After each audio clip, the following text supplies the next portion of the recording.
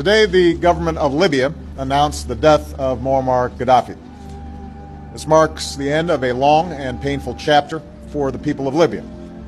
Hillary Clinton meets Gaddafi's son in 2009. Check out her reaction after Gaddafi's death in 2011. Watch till the end.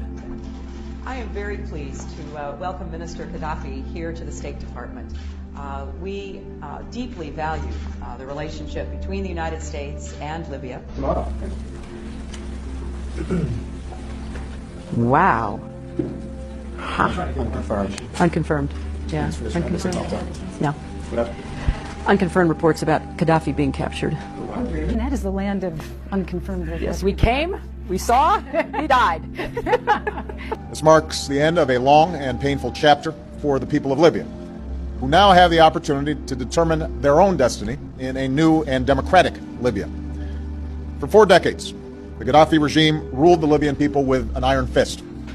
Basic human rights were denied, innocent civilians were detained, beaten, and killed, and Libya's wealth was squandered. The enormous potential of the Libyan people was held back, and terror was used as a political weapon. Today, we can definitively say that the Gaddafi regime has come to an end.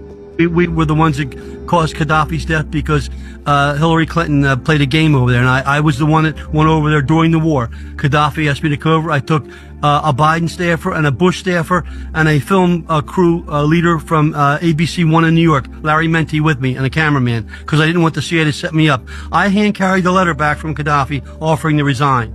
The U.S. didn't want him to resign. They wanted to kill him. Why? Because Gaddafi, and I met him 3 times. I took Biden on my second trip to Libya, by the way. He went with me when I spoke to the whole country. And every meeting I had with Gaddafi, he wanted 2 things. He wanted to unite the African continent into a group of nations economically, like the European economy. He wanted to base it on the gold standard. And the U.S. and Europe didn't want that. And the other thing is they wanted control of his oil, and they wanted control of his sovereign wealth. So Gaddafi had to go. That's outrageous, and it's wrong. Yeah, but that, I think, sounds right to me. Why was Muammar Gaddafi killed?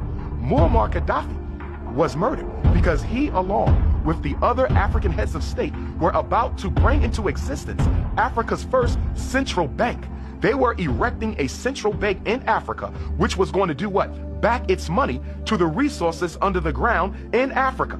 Now, what would that have done to the global economic order? Remember, the United States dollar isn't backed on any natural resource. The British pound isn't backed on any natural resource. The Canadian dollar, the European Union, their currency isn't backed on any natural resource because Europe doesn't have a lot of natural resources.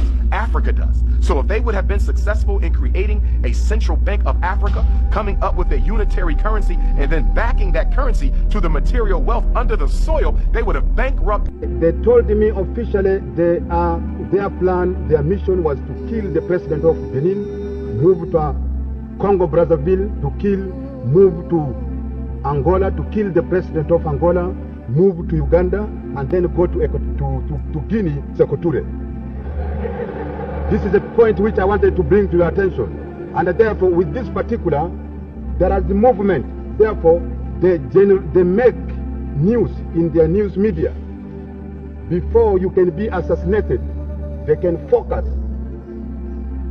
from the world opinion that you are murderer, you are this, you are this, you are this. But they wanted to draw the attention of the world that you are very bad while they have already planned everything. But God is there with us.